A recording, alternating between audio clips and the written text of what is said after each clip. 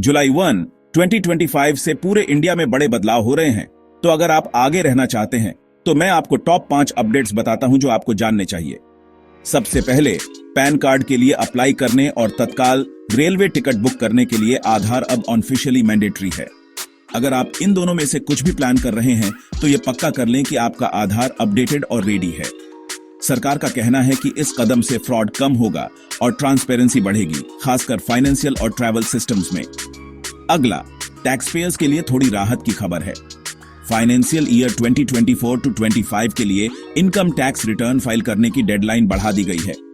नई डेट अभी कंफर्म नहीं हुई है, लेकिन अगर आप टालते आ रहे थे तो ये आपके पेपर्स ठीक करने का अच्छा मौका है। लेकिन यहाँ एक बात का ध्यान रखें जो आपकी जेब पर भारी पड़ सकती है। HDFC, ICICI और एक्सिस जैसे बड़े प्राइवेट बैंक्स ने digital transactions, ATM withdrawals, IMPS और कैश ट्रांजैक्शंस के लिए अपने चार्जेस बढ़ा दिए हैं।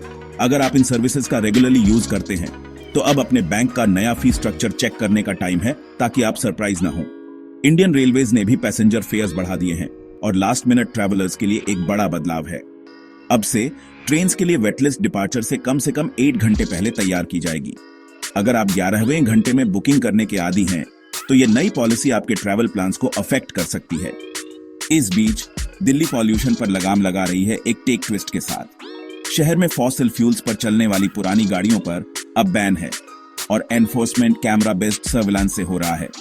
तो अगर आप दिल्ली में पुरानी कार या बाइक चलाते हैं तो आप चेक करना चाहेंगे कि आपकी गाड़ी अफेक्टेड है या नहीं। जुर्माना बस एक स्नैपशॉट दूर हो सकता है। फाइनेंशियल साइट पर रिजर्व बैंक ऑफ इंडिया ने कॉल मनी मार्केट के लिए ऑपरेटिंग आवर्स बढ़ा दिए हैं। अगर आप बैंकिंग, फाइनेंस में हैं या बस लिक्विडिटी पर नजर रखना पसंद करते हैं तो इसका मतलब बैकग्राउंड में ज्यादा फ्लेक्सिबिलिटी और स्मूदर ट्रांजैक्शंस हो सकता है।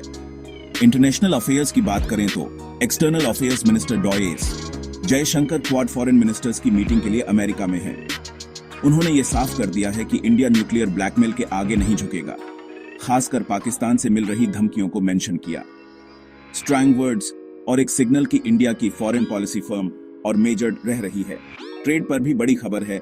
इंडिया और अमेरिका एक इंटरिम एग्रीमेंट को फाइनलाइज करने के करीब हैं। गोल क्या है? इंडिया को भारी अमेरिकी टैरिफ से बचने में हेल्प करना, जो 26% तक हो सकते हैं, और एग्रीकल्चर जैसे सेंसिटिव एरियाज को प्रोटेक्ट करना। अगर आप एक्सपोर्ट्स या रिलेटेड सेक्टर्स में हैं तो ये एक रियल गेम चेंजर हो सकता है। एनवायरनमेंट फ्रंट पर इस जुलाई में मानसून अच्छा दिख रहा है। IMD ने ज्यादातर राज्यों के लिए नॉर्मल से ज्यादा बारिश का अनुमान लगाया है।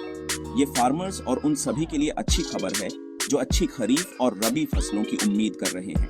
और आखिर में उत्तर प्रदेश में एक मैसिव प्लांटेशन ड्राइव हो रही है। जुलाई 1 से 7 के बीच 35 करोड़ पौधे लगाए जा रहे हैं। उनमें से 1 करोड़ से ज्यादा सड़कों के किनारे लगाए जा रहे हैं। ये एनवायरनमेंटल बैलेंस और क्लाइमेट रेजिलियंस के लिए एक बड़ा पुश है।